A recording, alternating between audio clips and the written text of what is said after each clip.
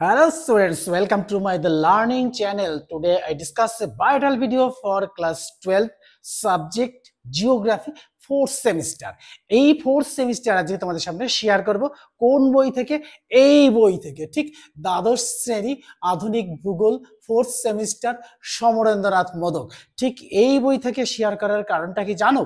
এই বই থেকে শেয়ার করা মানেই কিন্তু ডিটেলস পেয়ে যাওয়া, অর্থাৎ এই বই থেকে শেয়ার যখন করব তখন কিন্তু সবাই যাদের কাছে এই বইটা আছে তারা কিন্তু অবশ্যই এই বইটা নিয়ে বসবে, আর যাদের কাছে এই বই নেই তারা শুধু চ্যাপ্টার বের করে নিয়ে বসলেই যথেষ্ট।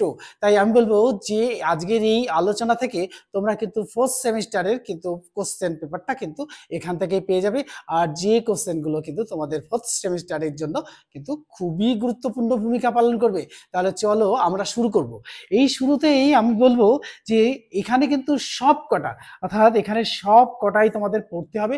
দেখো এবার দিয়েছে উপবিষয় প্রাকৃতিক ভূগোলের মূল তত্ত্ব, 2 নম্বর উপবিষয় মানবিক ভূগোলের মূল তত্ত্ব, 3 নম্বর দেখো উপবিষয় ভারতের ভূগোল। আজকে কিন্তু তোমাদের সামনে শেয়ার করব ঠিক এই ভারতের ভূগোল, অর্থাৎ ইউনিট 1 ভারতীয় শিল্প।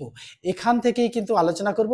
যতটা আমি পড়বো এই ততটাই কিন্তু তোমরা ভালো করে বুঝতে পারবে, আর লাইন বাই লাইন কিন্তু তোমাদের সামনে আলোচনা করব। আর এই আলোচনার শেষে এখান থেকে যে সম্ভাব্য প্রশ্নগুলো আছে সেই প্রশ্নগুলো কিন্তু উত্তর সমেত তোমাদের সামনে শেয়ার করব। তাহলে কি হবে, তোমাদের কিন্তু ফোর্থ সেমিস্টার যেটা, অর্থাৎ থার্ড সেমিস্টার আমাদের শেষ হয়ে গেছে, ফোর্থ সেমিস্টারটা পরীক্ষাগুলা কিন্তু সবচেয়ে ভালো হবে এবং তোমরা কিন্তু পূর্ণ নম্বরটাই পেয়ে যাবে। তাই কিন্তু আর বেশি কথা না বলে চলো আমরা চলে যাই। কিন্তু তার আগে আজকে কিন্তু কি জগদ্ধাত্রী পুজো, এই জগদ্ধাত্রী পুজোর আনন্দ উপভোগ করব।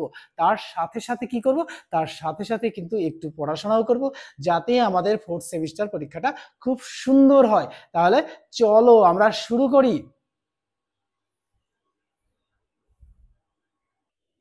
দেখো শুরুতেই আমি বলবো যে আজকে কিন্তু এই ফোর্থ সেমিস্টার শেয়ার করব কোন বই থেকে, অর্থাৎ এই দ্বাদশ শ্রেণীর চতুর্থ সেমিস্টার আলোচনা করব আধুনিক ভূগোল এই সমরেন্দ্রনাথ মোদক এই বই থেকে শেয়ার করব। কেননা এই বই থেকে শেয়ার করলে কি হবে জানো, এই বইতে কিছু ডিটেলস থাকে যেগুলো কিন্তু অন্যান্য বইতে থাকে না। তাই আমি এই সমরেন্দ্রনাথ মোদকের বইটি কিন্তু থেকেই পড়ব। আর যাদের কাছে এই বইটা আছে তারা তো অবশ্যই এই বইটা নিয়ে বসবে, আর যাদের কাছে এই বই নেই তারা কিন্তু যে কোনো রাইটারের বই নিয়ে বসলেই কিন্তু হবে। যে এটাই নিয়ে বসতে হবে তার কোনো মানে নেই, তবে এটা কিন্তু ভালো, এই জন্যই তোমাদের বলছি যে এই বই থেকেই পড়বে। তাহলে আমরা শুরুতেই চলে যাব কোথায় না, আমাদের দেখো এখানে 3টি ভাগে ভাগ রয়েছে, অর্থাৎ আমাদের থার্ড সেমিস্টার কিন্তু হয়ে গেছে। এই ফোর্থ সেমিস্টার, এই ফোর্থ সেমিস্টারে দেখো 3টি ভাগে ভাগ করা হয়েছে। 1 নম্বর দেখো উপবিষয়ে দেখো এই প্রাকৃতিক ভূগোলের মূল তত্ত্ব, 2 নম্বরে দেখো কি না উপবিষয় দেখো মানবিক ভূগোলের মূল তত্ত্ব, 3 নম্বর উপবিষয় দেখো এখানে ভারতের ভূগোল। আজকে কিন্তু তোমাদের সামনে শেয়ার করব ঠিক এই ইউনিট প্রত্যেকটাই কিন্তু আমাদের পড়তে হবে।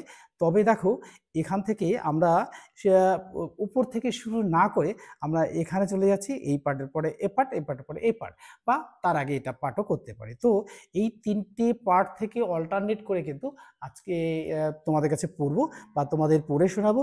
আর এখান থেকে সম্ভাব্য যে প্রশ্নগুলো আর সেগুলো আলোচনা করব, উত্তর সমেত আর একটু আলোচনাও করে দেবো। তো দেখো আজকে এই ভারতের ভূগোল ইউনিট, প্রথম ইউনিট ভারতীয় শিল্প, এইখান থেকে কিন্তু শেয়ার করব। এটা শেয়ার করার জন্য চলে যাব আমরা কত পাতায়, অর্থাৎ 203 পাতায় চলে যাব। একদম সরাসরি 203 পাতাতে গিয়ে এখান থেকে কিন্তু আমরা শেয়ার করব। 201 পাতা পেয়ে গেছি। এবার দেখো 203 পাতা থেকে কিন্তু তোমাদের সামনে শেয়ার করব। আর শেয়ার করার সাথে সাথেই এখান থেকে যে সম্ভাব্য প্রশ্নগুলো আছে সেগুলোও কিন্তু তোমাদের সামনে শেয়ার করব। তাহলে আমরা লাইন বাই লাইন একটু পড়ার চেষ্টা করব। কারণ কি, একটু পড়ে দিলে কি হয় দেখো, অনেকেই কিতাব পড়তে অর্থাৎ পড়ায় অ্যালার্জি, ওই মনে মনে একটুখানি পড়লাম। কিন্তু দেখো আমি বলবো যে এই যে জোরে জোরে পড়লে কি হয়, দেখো মনোনিবেশটাও হয়, আর কি হয়, আর পড়াটাও কানের মধ্যে ঢোকে, তাহলে বাইরের কোনো আওয়াজও ঢোকে না। তাই আমি বলবো যে মন খুলে পড়বে, মন খুলে পড়লেই কিন্তু এগুলো এগুলো সম্পর্কে ধারণাগুলো চলে আসবে। তো দেখো এই ভারতীয় শিল্প, এই শিল্পের এখানে লেখা আছে ভারতের ভূগোল, এই ভারতের ভূগোল চ্যাপ্টারই কিন্তু ভারতীয় শিল্প, এটা কিন্তু গুরুত্বপূর্ণ। এবার এবার আসবো, প্রথমেই আসবো যে আমাদের এই শিল্পের ধারণা, অর্থাৎ কনসেপ্ট অফ ইন্ডাস্ট্রি, এটা প্রথমে আলোচনা করব। দেখো আমরা এখান থেকে তো পড়বই, কিন্তু আমাদের প্রয়োজন মতো যদি প্রয়োজন হয় তাহলে আমরা কিন্তু উত্তরগুলো অন্যভাবেও লিখে দিতে পারি, আমিও লিখেছি। এবার দেখো যারা সাধারণত 95 মার্কস অ্যাচিভ করবে তারা কিন্তু একটু অন্যভাবেই লিখবে, তাই আমি বলবো যদি আমরা অন্যভাবে লিখি তাহলে কিন্তু কোনো সমস্যাটাই আসার কথা না। তো দেখো এখানে সংজ্ঞা অনুযায়ী লিখেছে যে যে প্রক্রিয়ার মাধ্যমে মানুষ শ্রম ও বুদ্ধি প্রযুক্তির সাহায্যে প্রাকৃতিক সম্পদ বা প্রাথমিক ক্ষেত্রের উৎপাদিত দ্রব্যের আকৃতি এবং গঠনগত পরিবর্তনের মাধ্যমে কার্যকারিতা, উপযোগিতা, গুণগত মান এবং মূল্য বৃদ্ধি করে, হ্যাঁ, বৃদ্ধি করে অধিক ব্যবহার উপযোগী দ্রব্য উৎপাদন করে, তাকেই শিল্প বলে। তো অবশ্যই শিল্প তাকে বলে, কিন্তু আমরা যদি পড়ি যে যে প্রক্রিয়ায় প্রাকৃতিক সম্পদ বা কাঁচামালকে মানুষের ব্যবহারের উপযোগী চূড়ান্ত পণ্য বা সেবায় রূপান্তরিত করা যায়, বা সেবায় রূপান্তরের এই সামগ্রিক প্রক্রিয়াটাই হলো যদি শিল্প হয়, তাহলে কিন্তু এটাও হবে। তো যেভাবে যে কোনো টিচারের কাছ থেকে বা অন্য কোনো রেফারেন্স বই থেকে যদি একটু ভালো মনে হয় অবশ্যই সেটা লিখবে, ছোট মনে হবে ভালো মনে হবে তাহলে কিন্তু লিখবে। এবার দেখো এবার আসবো আমরা যে শিল্প, তো বুঝলাম শিল্প কাকে বলে। এই শিল্পের একটি দ্বিতীয়, অর্থাৎ শিল্প একটি দ্বিতীয় স্তরের ক্রিয়াকলাপ। তো প্রথম স্তরে যে কাঁচামালগুলো তো তৈরি হয়েছে, সেই কাঁচামালগুলো দিয়ে এই দ্বিতীয় স্তরটা, অর্থাৎ দ্বিতীয় স্তরের ক্রিয়াকলাপটাই হচ্ছে এই শিল্পের দ্বিতীয় স্তর।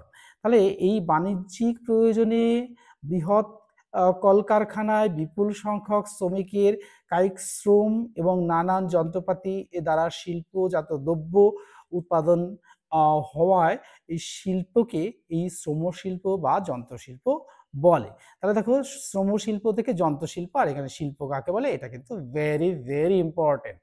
তো আমরা সুন্দর করে করেই পড়বো।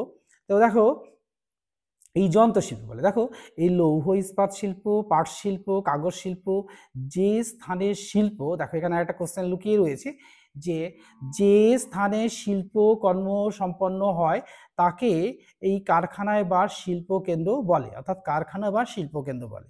তো যেখানে শিল্প জিনিস, শিল্পজাত দ্রব্য তৈরি হয় সেটাই তো কারখানা। তো সেই কারখানায় বা শিল্প কেন্দ্র যেখানে নাকি শিল্পজাত দ্রব্য উৎপন্ন হয়। তো দেখো দেখো একটা উদাহরণ দিয়েছে যে না দুর্গাপুর, দেখো এই দুর্গাপুর কিন্তু একটা বিশেষ জায়গা যেখানে শিল্প কারখানা গড়ে উঠেছে। তো দেখো এর আবার কতগুলো বৈশিষ্ট্য, অর্থাৎ প্রাকৃতিক সম্পদ নির্ভর, ভোগ্য পণ্য সৃষ্টি ও যন্ত্র ও শক্তি নির্ভরশীল। দেখো এবার আসবো যে শিল্পকে, অর্থাৎ শিল্পের শ্রেণী বিভাগ। দেখো শিল্পকে কটা ভাগে ভাগ করা যায়, শিল্পকে অনেক ভাগে ভাগ করা যায়। তো 4টে ভাগ মূলত আমরা জানবো বেশি করে, আর আরও অনেক শিল্প কারখানা আছে, অর্থাৎ শিল্পের শ্রেণীবিভাগ আছে, সেটাও একটু পড়ে নেব। তো দেখো বিভিন্ন দৃষ্টিকোণ থেকে শ্রম শিল্পকে নানান শ্রেণীতে বিভক্ত করা যায়, যেমন নিচের চার্টে শিল্পের শ্রেণীবিভাগ এবং উদাহরণ দেওয়া আছে। দেখো এবার আসবো যে কৃষিভিত্তিক শিল্প। দেখো এই কৃষির উপর নির্ভর করে যে জিনিসগুলো অর্থাৎ আসে, অর্থাৎ কৃষিকাজে উৎপাদিত তুলা, পাট, শণ, চা, কফি, আখ, রাবার প্রভৃতি এই কৃষিজ কাঁচামালের ভিত্তিতে গড়ে ওঠা শিল্পকে কৃষিভিত্তিক শিল্প বলে। এটাও কিন্তু ভেরি ইম্পর্টেন্ট। এবার দেখো উদাহরণ হিসেবে আমরা কি লিখতে পারি, উদাহরণ হিসেবে আমরা লিখতে পারি চা, কফি, পাট বয়ন, কার্পাস বয়ন, চিনি, তামাক, খাদ্য প্রক্রিয়াকরণ শিল্প। তো দেখো এই খাদ্য প্রক্রিয়াকরণ শিল্পের আবার কিছু বৈশিষ্ট্য আছে, অর্থাৎ ফিচার সমস্ত কিছুরই থাকে। দেখো 1 নম্বরে দেখো এই শিল্পের কাঁচামালগুলি পচনশীল হয়। দেখো চা, কফি, পাট এরা কিন্তু সবই পচে যায়। আর একটা কি, চিনি বাদে অর্থাৎ সমস্ত কৃষিভিত্তিক শিল্প বিশুদ্ধ কাঁচামাল ভিত্তিক, কোনো তাই কাঁচামাল ভিত্তিক হয়, তাই যে কোনো অঞ্চলে গড়ে ওঠে। 3 নম্বর দেখো এই শিল্পের, অর্থাৎ শিল্পের আয়তন ক্ষুদ্র থেকে মাঝারিও হয়। তো আমি বলেছিলাম যে শিল্পকে মোটামুটি ৪টে ভাগে ভাগ করা যায়। এখানে কিন্তু এখানে শিল্পের শ্রেণীবিভাগ দেখো ৪টে, হ্যাঁ, ৬টা। কি কি দেখো, শিল্প সংস্থান, হ্যাঁ, আয়তন, শিল্পের প্রকৃতি, উৎপাদিত পণ্যের ব্যবহার, সম্পদের তারতম্য, বস্তুগত উপাদানের ধর্ম, মালিকানা। এবার দেখো এর মধ্যে এইগুলোর উপর ডিপেন্ড করে যে শিল্পটা কত ধরনের হবে। ১ নম্বর দেখো বলছে যে বৃহদায়তন শিল্প বা ভারী শিল্প, এটা ১ নম্বর, অর্থাৎ এগুলো লৌহ ইস্পাত শিল্প হতে পারে। দেখো বনভিত্তিক শিল্প অর্থাৎ কাগজ, দেশলাই তৈরি, এটা হতে পারে। ভোগ্য পণ্য শিল্প অর্থাৎ চা, ময়দা, এটা হতে পারে। বস্তুগত সম্পদ শিল্প, দেখুন বয়ন, এটা হতে পারে। আবার ধাতব শিল্প, ইস্পাত শিল্প হতে পারে। আর ব্যক্তিগত বা বেসরকারি শিল্প, এটাও কিন্তু একটা শিল্প।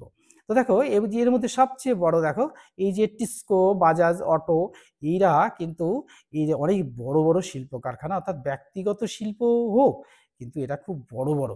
আবার দেখো কিছু কিছু ক্ষেত্রে কিন্তু যৌথ শিল্পও কিন্তু হতে পারে। অয়েল ইন্ডিয়া, হ্যাঁ, লি গুজরাট, হ্যাঁ, অ্যালকালি লি, এরকম সমবায় শিল্প, এগুলো কিন্তু হতেই পারে। এবার দেখো এখানে তো এইগুলো হলোই, এর সাথে সাথেই দেখো এই কৃষিভিত্তিক শিল্প আর কোনটা না খনি ভিত্তিক শিল্পের মধ্যে পার্থক্য। দেখো এই পার্থক্যটাও কিন্তু পরীক্ষায় আসতে পারে, এটা কিন্তু তোমরা এই বই থেকেই পড়ে নেবে, অর্থাৎ 203 পাতা থেকেই পড়ে নেবে। এবার চলে যাব আমরা পরের পাতাতে।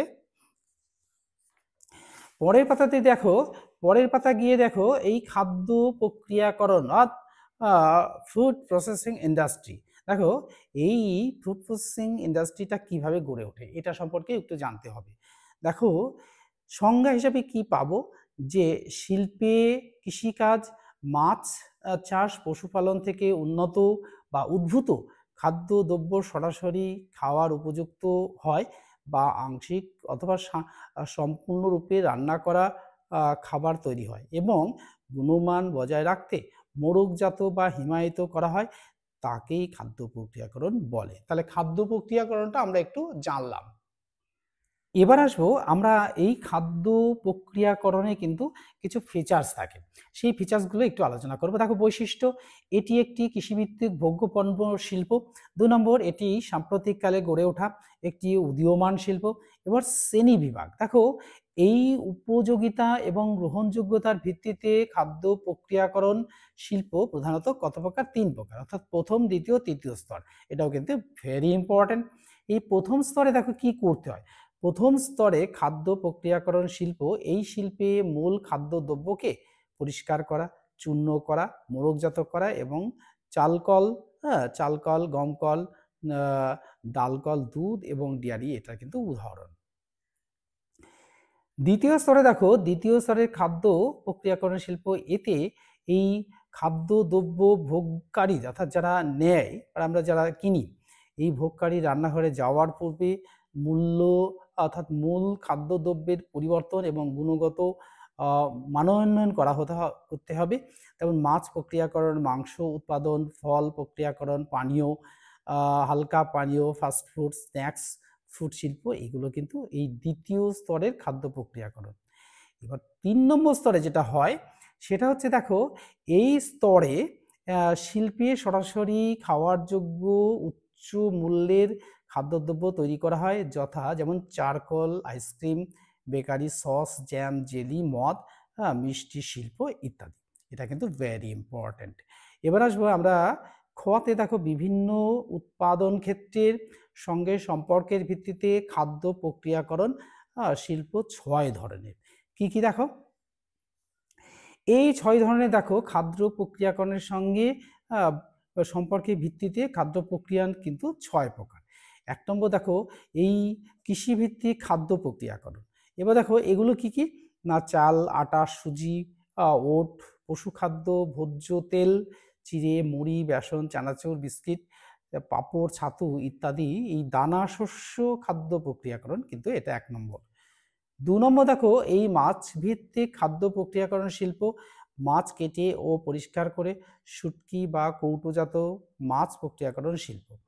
৩ নম্বর দেখো যে এই পশুপালন ভিত্তিক খাদ্য প্রক্রিয়াকরণ শিল্প, অর্থাৎ গবাদি পশু থেকে দুধ, মাখন, চিনি, এগুলো কি করতে হবে? আমাদের সংগ্রহ করতে হবে।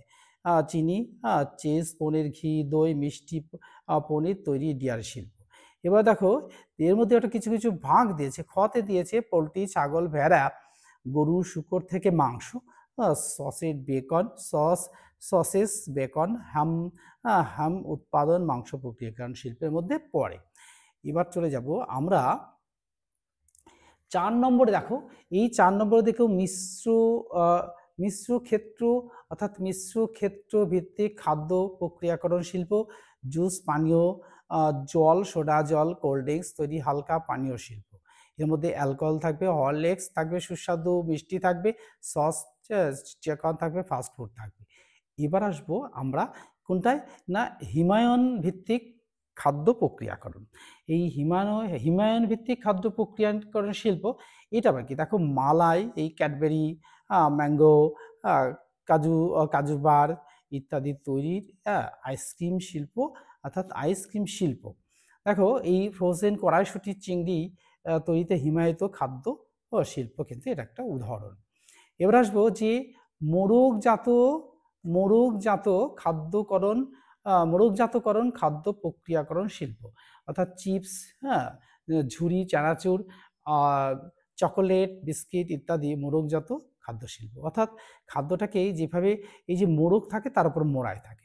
তাহলে দেখো এই খাদ্যকে কিন্তু ফাঁকা খোলাভাবে তো আমরা নিয়ে আসতে পারি না, তাই আমাদেরকে এই মোড়কজাত করতেই হয়। অর্থাৎ এই মোড়কজাত প্যাকেটের উপরেই কিন্তু কি থাকবে? মোড়ক থাকবে, আর তার উপরে মোড়াই থাকবে, আর একটা দিয়ে মোড়াক থাকবে, মোড়কের পরে মোড়াই থাকবে। তাহলে দেখো এর উপরে কিন্তু খাদ্যের নাম, তার যে একটা তার গুণগত মান, কি কি প্রপোর্শন, দাম, সমস্ত কিছুই কিন্তু তার উপরেই থাকবে। এবার আসবো যে কৃষিজ কাঁচামাল। দেখো এই কাঁচামাল খাদ্য প্রক্রিয়াকরণ শিল্পের কাঁচামাল অশুদ্ধ বা ভার হ্রাস শিল্প বা ভার হ্রাসশীল, এগুলি 3 ধরনের।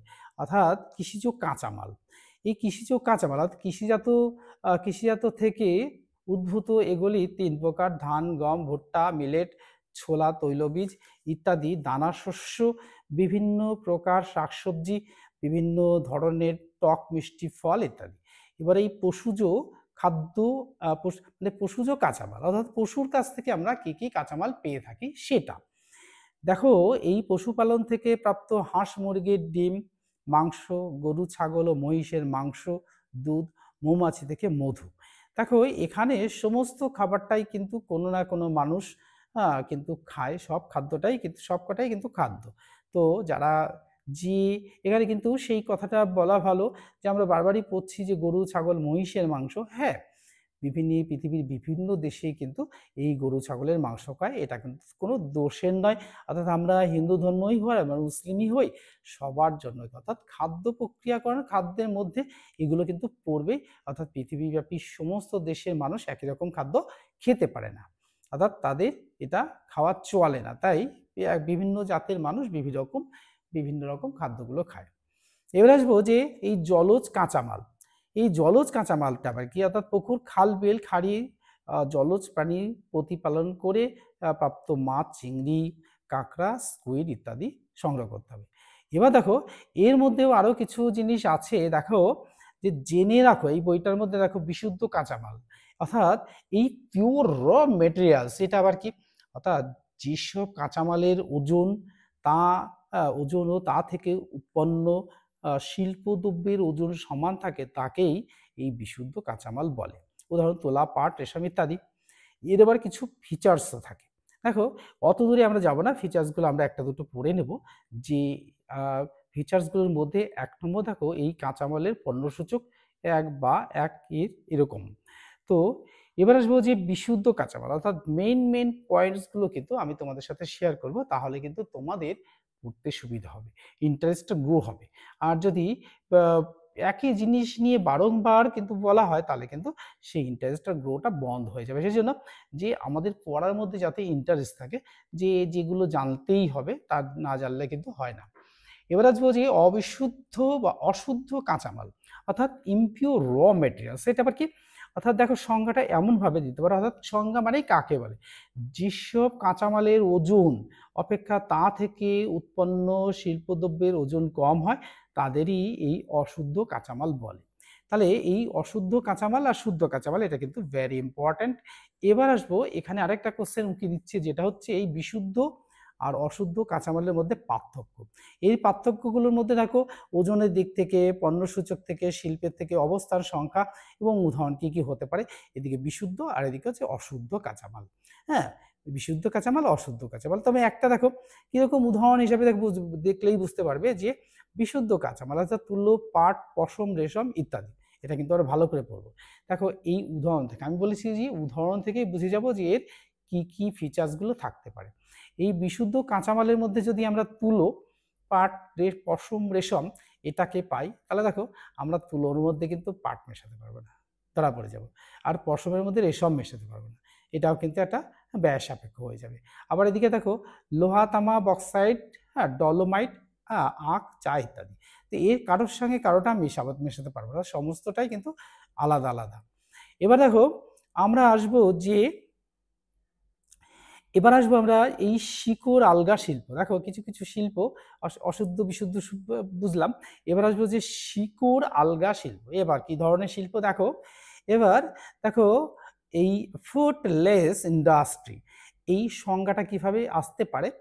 যে শিল্প বিশুদ্ধ কাঁচামাল বা যে শিল্প বিশুদ্ধ কাঁচামাল ভিত্তিক এবং কোনো নির্দিষ্ট স্থানের পরিবর্তে কাঁচামাল উৎপাদক অঞ্চল বা বাজারে বা এদের মধ্যবর্তী অঞ্চলে বা অন্যান্য সুবিধাযুক্ত যে কোনো স্থানে গড়ে ওঠে, তাকেই এই অস্থাণু বা এই শিকড় আলগা শিল্প বা ফুডলুজ, এটাও কিন্তু আসতে পারে, ফুডলুজ ইন্ডাস্ট্রি এটা কিন্তু এইভাবে আসতে পারে।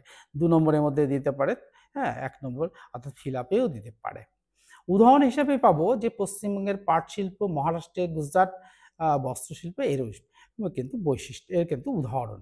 আর বৈশিষ্ট্য, এর অবধি একটা বৈশিষ্ট্য আমরা পড়ে রাখবো। দেখো এই শিল্পে কাঁচামাল উৎসস্থল থেকে শিল্পকেন্দ্রিক কাঁচামালের পরিবহন ব্যয় এবং বাজার শিল্প দ্রব্যের পরিবহন ব্যয় সমান হয়। এবার আসবো আমরা কোনটায় না, পণ্য সূচক অর্থাৎ ম্যাটেরিয়াল ইন্ডেক্স। এই সংজ্ঞাটা কিভাবে আসতে পারে, দেখো কোনো শিল্পে ব্যবহৃত কেন্দ্রীভূত কাঁচামালের ওজন এবং উৎপাদিত পণ্যের ওজনের অনুপাতকেই এই দ্রব্যসূচক বা পণ্যসূচক বলে। তাহলে এর একটা সূত্রও কিন্তু আমাদের মনে রাখতে হবে, এটা কিন্তু ইম্পর্টেন্ট এই সূত্রটা। দেখো এই যে পণ্যসূচক অর্থাৎ এমআই, অর্থাৎ দেখো এমআই অর্থাৎ ম্যাটেরিয়াল ইন্ডেক্স, এই এমআইটা কি, এমআই সমান সমান হচ্ছে কাঁচামালের মোট ওজন ডিভাইডেড বাই উৎপন্ন পণ্যের মোট ওজন। অর্থাৎ এই টোটাল অ্যামাউন্ট অফ এই ওজন, অর্থাৎ এই ওজনটা আর কি হবে, ডিভাইডেড করতে হবে পণ্য অর্থাৎ উৎপন্ন পণ্যের মোট ওজন দিয়ে কিন্তু ডিভাইড করলে পাওয়া যাবে এই পণ্য সূচক, এই বা সূত্র, এই সূচকটা পণ্য সূচক অর্থাৎ এমআইটা পাওয়া যাবে। এবার আসবো দেখো এখানে আরেকটা কোশ্চেন। দেখো পৃথিবীর বিখ্যাত কয়টি খাদ্য প্রক্রিয়াকরণ। আমরা তো খাদ্য উৎপাদন করলাম, কিন্তু খাদ্য প্রক্রিয়াকরণ কিন্তু এটা কিন্তু বেশ ইম্পর্টেন্ট খাদ্যদ্রব্য। আর পৃথিবীর বিভিন্ন বিখ্যাত কয়েকটি খাদ্য প্রক্রিয়ান বহুজাতিক সংস্থা। তো এখানে যে যে শিল্পগুলো আছে আর এই খাদ্য প্রক্রিয়াকরণ অর্থাৎ যে যে শিল্প তার খাদ্য প্রক্রিয়াকরণটা কিন্তু হ্যাঁ খুবই গুরুত্বপূর্ণ। এটা কিন্তু খুব নামি দামি সব কোম্পানিদের নাম লেখা আছে, নামি দামি দেশ। দেখো আমরা যদি একেবারে শুরুতেই চলে যাই, দেখো হালকা পানীয়, দেখো এই কোকোকোলা, হ্যাঁ, পেপসিকো, হ্যাঁ, ডক্টর স্পেয়ার্স, এটা কিন্তু যুক্তরাষ্ট্র। আবার দেখো যে এই চারকোল অর্থাৎ হ্যাঁ হ্যাঁ চকোলেট, এই চকোলেট শিল্প দেখো কোথায় না, সবচেয়ে বেশি পেয়ে যাব এই যে অগাস্টা, জার্মানি, হ্যাঁ, জাপান, মেইজি, এটা কিন্তু ভেরি ইম্পর্ট্যান্ট। আবার এর মধ্যে আমরা আমাদের বাজারে অর্থাৎ ভারতীয় বাজারের মধ্যে আমাদের চলে যাব যে সারা ভারতেই বা পশ্চিমবঙ্গে আমরা কিন্তু একটা জিনিস পেয়ে যাবো, যেমন নেসলে, এই যে নেসলে দেখো এটা কিন্তু পেয়ে যাব। এবার আসবো আমরা ডিয়ারি, এই ডিয়ারির মধ্যে দেখো এই হ্যাঁ মেইজি, মেরি, হ্যাঁ, নাগা, জাপান, ভেরি ইম্পর্ট্যান্ট, একটা কিন্তু আসতেই পারে। এবার দেখো এবার আসবো যে সামুদ্রিক খাদ্য, এই সামুদ্রিক খাদ্য দেখো এখানে কিন্তু মেরিন হারভেস্ট, নরওয়ে, এটাও কিন্তু আসতে পারে, এটাও পড়বে। এবং সুরা বা মদ, দেখো এই এই কিরিন হোল্ডিংস, হ্যাঁ, হোল্ডিংস জাপান। দেখো একটা নাম করা জায়গা, ট্রেডমার্ক দেওয়া রয়েছে। আর দেখো এবার চলে যাব আমরা কোথায়, না এবার চলে যাব এই পাশে কিছু, দেখো কিছু কোশ্চেন দেওয়া আছে, অর্থাৎ এখানে রয়েছে যে এই যে ওজন, হ্যাঁ, এবার এখানে কিছু গুরুত্বপূর্ণ জিনিস রয়েছে, যে এই উৎপাদক দেশগুলো রয়েছে, এটাও কিন্তু আমরা চলে যাওয়ার পরে কিন্তু আমরা চলে যাব পরের দিকে, কিসের পরের দিকে, অর্থাৎ 100-205 পাতার পরের দিকে চলে যাব। এখানে কিন্তু গেলে পরে আমরা পেয়ে যাব এখানকার আরো কিছু জিনিস। দেখো ভারতে খাদ্য প্রক্রিয়াকরণ শিল্প, তো শিল্প খাদ্যদ্রব্য প্রক্রিয়াকরণ, এই শিল্প এটা কিন্তু পৃথিবীব্যাপী আছে, আমাদের দেশেও কিন্তু আছে। দেখো এখানে কিছু কিছু জায়গায়, অর্থাৎ ভূগোল মানেই কিন্তু একটু বেশি করে পড়তে হয়, অর্থাৎ এই ভূগোল কিন্তু সকল বিজ্ঞানের জননী এটা বলতে পারো। তাই দেখো ভারতে এই খাদ্য প্রক্রিয়াকরণ শিল্প, দেখো এটা কি, না এটা হচ্ছে, দেখো যে ভারতে চীনের পরেই বিশ্বের দ্বিতীয় বৃহত্তম খাদ্য উৎপাদক দেশ হচ্ছে ভারত। তাহলে দেখো এই ভারত যদি খাদ্য উৎপাদক দেশ হয়, দেখো খাদ্যদ্রব্য উৎপাদন, এই ভোগ্য রপ্তানি এবং প্রত্যাশিত উন্নতির সাপেক্ষে খাদ্য প্রক্রিয়াকরণ বা শিল্পে ভারতের পঞ্চম স্থান, তাই এখানে বিশ্বে দ্বিতীয়, আর ভারতের মধ্যে, অর্থাৎ পৃথিবীর মধ্যে এটা পঞ্চম স্থান। তাহলে দেখো গুরুত্ব, এরও কিছু গুরুত্ব থাকো, এই শিল্পে প্রায় 65 লক্ষ মানুষের কর্মসংস্থান হয়, দেশের মোট শিল্প শ্রমিকের প্রায় 19%, প্রায় 70 লক্ষ এই শিল্পে যুক্ত। 2 নম্বর দেখো খাদ্য প্রক্রিয়াকরণ শিল্প থেকে দেশের মোট শিল্পজাত দ্রব্যের প্রায় 14% উৎপাদন হয়।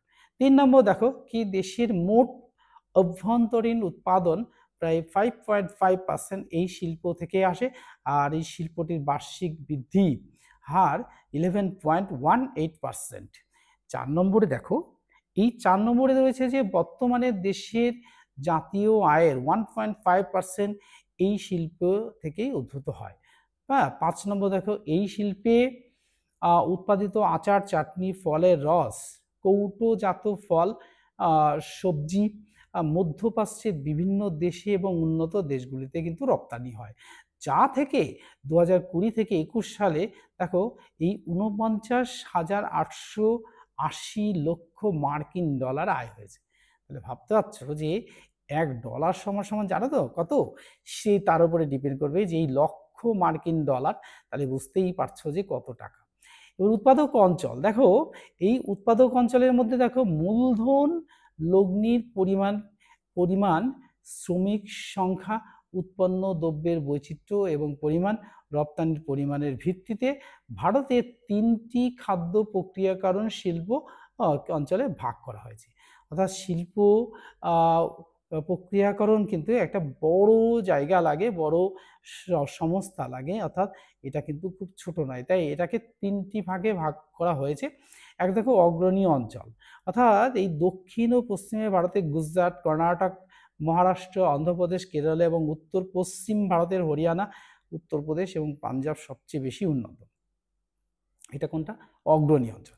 আর এই মধ্যম উন্নত অঞ্চল কোনটা, না উত্তর ও পশ্চিম ভারতের হিমাচল প্রদেশ, পাঞ্জাব, রাজস্থান, মধ্য ভারতে মধ্য প্রদেশ ও এই ছত্তিশগড়, পূর্ব ভারতে বিহার, ঝাড়খণ্ড, পশ্চিমবঙ্গ এবং ওড়িশা, এবং দক্ষিণে ভারতের গোয়া এবং তামিলনাড়ুতে মাঝারি উন্নত।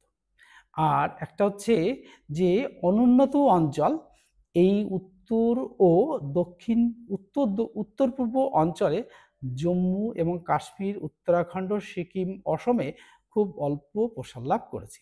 আজকে আমরা এইটুকুই পড়ব, এরপরে থেকে আমরা পুরো প্রধান এটা কিন্তু সেকেন্ডে পড়ব, অর্থাৎ সেকেন্ড পার্টে পড়ব প্রধান খাদ্য প্রক্রিয়াকরণ কেন্দ্র। এরপর থেকে এইভাবেই কিন্তু সমস্তটা আলোচনা করতে হবে, তাহলে কি হবে, তাহলে কিন্তু তোমরা খুব ভালোভাবে বুঝতে পারবে, আর বুঝলেই কিন্তু কাজ হয়ে যাবে তোমাদের। তাই আমি বলবো যে এই বই যাদের কাছে আছে তারা তো এই বই থেকেই পড়বে, আর যাদের কাছে এই বই নেই তারা অন্য যে কোনো রাইটারের বই চ্যাপ্টারটা কিন্তু কী করতে হবে না, ঠিক করে নিতে। প্রথমে মিনিট ভারতীয় শিল্প, এই শিল্পেরই কিন্তু কোন জায়গা থেকে শুরু করেছি আমরা, তোমরা এইখান থেকে দেখে নেবে যে, আর এখান থেকে যেই সম্ভাব্য কোশ্চেনগুলো তোমাদের সামনে শেয়ার করলাম, এই যে ভারতীয় শিল্প, এই যে ভারতের ভূগোলের ভারতের ভূগোল, ভারতীয় শিল্প, এই সম্পর্কেই কিন্তু আজকে এই যে ৩-৪ পৃষ্ঠা আমরা আলোচনা করলাম। আলোচনার শেষে কিন্তু এখানে কতগুলো কোশ্চেন পেয়ে গেছি, সেই কোশ্চেনগুলো কিন্তু তোমাদের সামনে শেয়ার করব। তা শেয়ার করার আগে আমি বলবো যে এই কোশ্চেনটা আমার হাতের লেখা যতই ভালো হোক বা যতই খারাপ হোক, জানি না ভালো কি মন্দ, তো এটা কিন্তু তোমরা একটু বুঝে করে নেবে। আর প্রথমেই কিন্তু বলবো যে কি না, এটা কিন্তু একটা স্ক্রিনশট করে নেবে। দেখো এখান থেকে আমি যে কোশ্চেনগুলো শেয়ার করছি সেই কোশ্চেনগুলো এরকম হবে যে শিল্প কাকে বলে। ১ নম্বর দেখো, যে প্রক্রিয়ায় প্রাকৃতিক সম্পদ বা কাঁচামালকে মানুষের ব্যবহারের উপযোগী চূড়ান্ত পণ্য বা সেবায় রূপান্তরের সামগ্রিক প্রক্রিয়াটাকেই বলবো আমরা শিল্প। তাহলে বোঝা গেল শিল্পটাকে। এবার আসবো, দেখো এই শ্রমশিল্প অর্থাৎ শ্রমশিল্প বা যন্ত্রশিল্প কাকে বলে, উদাহরণ দাও। এই বাণিজ্যিক প্রয়োজনে বৃহৎ কারখানা, এই কারখানায় বৃহৎ কলকারখানায় বিপুল সংখ্যক শ্রমিকের কায়িক শ্রম এবং নানান যন্ত্রপাতি দ্বারা শিল্পজাত দ্রব্য উৎপাদন হওয়াকেই বলা হয় শ্রমশিল্প বা যন্ত্রশিল্প। এবার চলে আসবো আমরা ঠিক পরের পাতাতে, কিন্তু এখান থেকে কিন্তু একটা স্ক্রিনশট সুন্দর করে তুলে নিতে হবে, তাহলে কিন্তু তোমাদের পড়তে সুবিধা হবে। হ্যাঁ, স্ক্রিনশটটা আগে তুলে নাও, তারপরে কিন্তু আমি পড়ে শোনাচ্ছি কোশ্চেনগুলো। আর এই কোশ্চেনগুলো কিন্তু তোমাদের 4th সেমিস্টারে কিন্তু আসছে। তা আমি চলে যাব যে এখানে ওই পাশে উদাহরণটা দেখো, পাট শিল্প, কাগজ শিল্প। এবার দেখো এখানে চলে আসবো যে ৩ নম্বর কোশ্চেনটা দেখো, যে শিল্প কেন্দ্র বা কারখানা কাকে বলে, অর্থাৎ যে স্থানে শিল্প কর্ম সম্পূর্ণ হয় তাকেই কারখানা বা শিল্পকেন্দ্র বলে। এবার ৪ নম্বর কোশ্চেন দেখো, শিল্পের প্রধান ৩টি বৈশিষ্ট্যের নাম লেখো।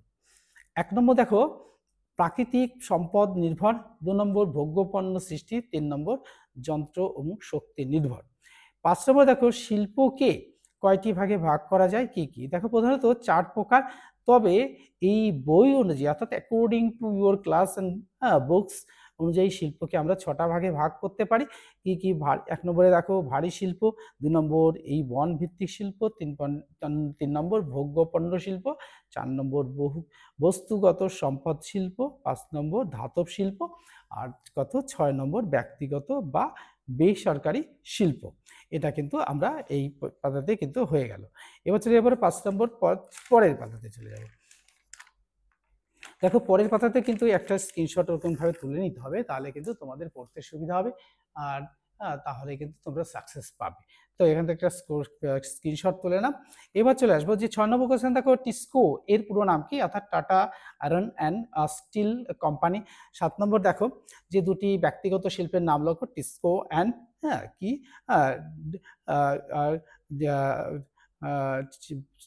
দুর্গাপুর, আর একটা হচ্ছে এই টিসকো অ্যান্ড দেখো দুর্গাপুর স্টিল প্ল্যান্ট, এটাও কিন্তু ভেরি ইম্পর্টেন্ট। এবার দেখো ৮ নম্বর দেখো, দুটি ভারী শিল্পের নাম লেখো, যেমন চা শিল্প, পাট শিল্প। ৯ নম্বর কোশ্চেন দেখো, কৃষিভিত্তিক শিল্প বা খনি ভিত্তিক শিল্পের মধ্যে পার্থক্য। এটা কিন্তু বইতে তোমাদের সামনে আলোচনা করেছি, এটা কিন্তু বই অর্থাৎ ২০৩ পাতাতে, ২০৩ পাতা থেকে কিন্তু নিয়ে নেবে। ১০ নম্বর কোশ্চেন দেখো, সামগ্রিক কালে অর্থাৎ সাম্প্রতিক কালে গড়ে ওঠা একটি উদীয়মান শিল্পের নাম লেখো। দেখো এর উদীয়মান শিল্প হচ্ছে খাদ্য প্রক্রিয়াকরণ শিল্প, এটা কিন্তু বর্তমানেই তৈরি হয়েছে। তার ১২ নম্বর দেখো, বিশুদ্ধ কাঁচামাল কাকে বলে, উদাহরণ দাও। অর্থাৎ যেসব কাঁচামালের ওজন ও তা থেকে উৎপন্ন শিল্পদ্রব্যের ওজন সমান থাকে তাদের বিশুদ্ধ কাঁচামাল বলে, যেমন পাট, তুলো, রেশম ইত্যাদি। এবার চলে আসবো আবার পরের পাতাতে কিন্তু একটা স্ক্রিনশট তুলে নিতে হবে। হ্যাঁ, স্ক্রিনশট তুলে নাও, তাহলে পড়তে সুবিধা হবে। হ্যাঁ, তোলার পরে আমি বলবো যে এই অশুদ্ধ কাঁচামাল, ১৩ নম্বর কাঁচামাল কাকে বলে। দেখো যে সকল কাঁচামালের ওজন অপেক্ষা তা থেকে উৎপন্ন শিল্পদ্রব্যের ওজন কম হয় তাদের বিশুদ্ধ কাঁচামাল বলে। ১৪ নম্বর দেখো, বিশুদ্ধ অর্থাৎ বিশুদ্ধ বা অশুদ্ধ কাঁচামালের মধ্যে পার্থক্য কি, তাহলে এটা কিন্তু ২০৫ পাতায় কিন্তু উপরের দিকেই রয়েছে, এটা কিন্তু করেই নেবে। এবার ১৫ নম্বর কোশ্চেন দেখো, শিখর আলগা শিল্প কাকে বলে, অর্থাৎ শিখর আলগা শিল্প হলো এমন শিল্প যেখানে গিয়ে উৎপাদনের জন্য প্রয়োজনীয় কাঁচামাল বা পুঁজি বা শ্রমের মতো উপাদানগুলি নির্দিষ্ট কোনো স্থানে কেন্দ্রীভূত হয়, তাকে কেন্দ্রীভূত থাকে না, তাই এই শিল্প যে কোনো জায়গায় স্থাপন করা যেতে পারে। উদাহরণ দেখো পাট শিল্প, তুলা শিল্প। 16 নম্বর দেখো দেখো পণ্য সূচক বা দ্রব্য সূচক কাকে বলে? অর্থাৎ কোন শিল্পের ব্যবহৃত কেন্দ্রীভূত কাঁচামালের ওজন এবং উৎপাদিত, পরের পাতাতে চলে যাব। পরের পাতাতে চলে গিয়ে উৎপাদিত পণ্যের, তার আগে একটা স্ক্রিনশট তুলে নাও। স্ক্রিনশট তুলে নিলে পড়তে সুবিধা হবে। তোমরা কিন্তু এগুলো পড়ার সাথে সাথেই আমার যারা সাবস্ক্রাইবার আছো তারা কিন্তু অবশ্যই বন্ধুদের মধ্যে শেয়ার করে দেবে, একটা করে লাইক দিয়ে দেবে। আর আমার নতুন বন্ধু যারা এসেছে সাবস্ক্রাইবার করছো তাদের জন্যও বলবো তারা কিন্তু বন্ধুদের মধ্যে শেয়ার করে দেবে আর বেল আইকনটা অন করে দেবে, যাতে এই নোটিফিকেশনটা অন করে রাখলে কি হবে, তোমাদের কাছে সরাসরি ভিডিওটা চলে যাবে। তাহলে দেখো এবার আসবো যে পণ্যের ওজনের অনুপাতকে এই দ্রব্যসূচক বা পণ্যসূচক বলে। 17 নম্বর দেখো পৃথিবীর কয়েকটি পণ্য প্রক্রিয়াকরণ বহুজাতিক সংস্থার নাম লেখো। একটা জাপান, দেখো এই চকোলেট, যুক্তরাষ্ট্র, দেখো এই হালকা পানীয়, সুইজারল্যান্ড, ডেয়ারি শিল্প যেমন একটা নেসলে। 18 নম্বর কোশ্চেন দেখো পৃথিবীর কয়েকটি সুরা বা মদ উৎপাদক দেশের নাম লেখো। জাপান এবং বেলজিয়াম, ভেরি ইম্পর্ট্যান্ট, এটা কিন্তু ওখান থেকেই উৎপাদিত হয়। 19 নম্বর দেখো পৃথিবীর দ্বিতীয় খাদ্য উৎপাদক দেশের নাম লেখো। Bharatvarsha, very important. 20 নম্বর কোশ্চেন দেখো খাদ্য প্রক্রিয়াকরণ শিল্পেও স্থান পৃথিবীতে, হ্যাঁ, ভারতের স্থান কততম, অর্থাৎ পঞ্চম। এই যে 20টা কোশ্চেন আমি 3-4টে পাতা পড়ে এই 20টা কোশ্চেন শেয়ার করলাম, এগুলো কিন্তু তোমাদের 4th সেমিস্টারের জন্য ভেরি ভেরি ইম্পর্টেন্ট। এই কোশ্চেনগুলো পড়বে, বন্ধুদের মধ্যে শেয়ার করে দেবে। দেখো এই বন্ধুদের মধ্যে যদি শেয়ার করে দাও তাহলে কি হবে, বন্ধুরাও কিন্তু এই প্রশ্নগুলো পেয়ে যাবে। দেখো সবাই কিন্তু প্রশ্নগুলো সমভাবে পেতে পারে না, তাই যাদের সুবিধা বেশি তারা কিন্তু সহজেই পেয়ে যাচ্ছে। কিছু কিছু বন্ধু আছে দেখবা তাদের কিন্তু এই প্রশ্নগুলোর দরকার আছে। তো তোমরা যদি একটুখানি বন্ধুদের মধ্যে শেয়ার করে দাও বা বন্ধুদেরকে দেখাও তাহলে কিন্তু বন্ধুরাও উপকৃত হবে, তোমরাও উপকৃত হবে, আর আমিও কিন্তু ভীষণভাবে মোটিভেটেড হব আর এইরকম মজাদার ভিডিও নিয়ে তোমাদের সামনে হাজির হব। তাহলে দেখো আমি শেয়ার করেছি আজকে প্রথম পার্ট, এরপরে কিন্তু পর্যায়ক্রমে 3টি পর্যায়ে ভাগ করে প্রথম পার্টের একটা, দ্বিতীয় পার্টের একটা, তৃতীয় পার্টের একটা, পর কিন্তু এরকম আলোচনা করব এবং আলোচনার শেষে যে সম্ভাব্য প্রশ্নগুলো আসবে সেই প্রশ্নগুলো কিন্তু তোমাদের সামনে উত্তর সমেত শেয়ার করবো। দেখো উত্তর সমেত শেয়ার করলে কি হয়, উত্তর সমেত শেয়ার করলে হয় কি, প্রশ্নের উত্তরগুলো সরাসরি পাওয়া যায়, আমাদের আর নতুন করে, অর্থাৎ তোমাদের নতুন করে খাটতে লাগে না। তাই আমি বলবো এটা কিন্তু ভালো করে পড়বে, আর এখান থেকেই কিন্তু 4th সেমিস্টারের সব কোশ্চেনগুলো আসছেই আসছে। Good bye friends.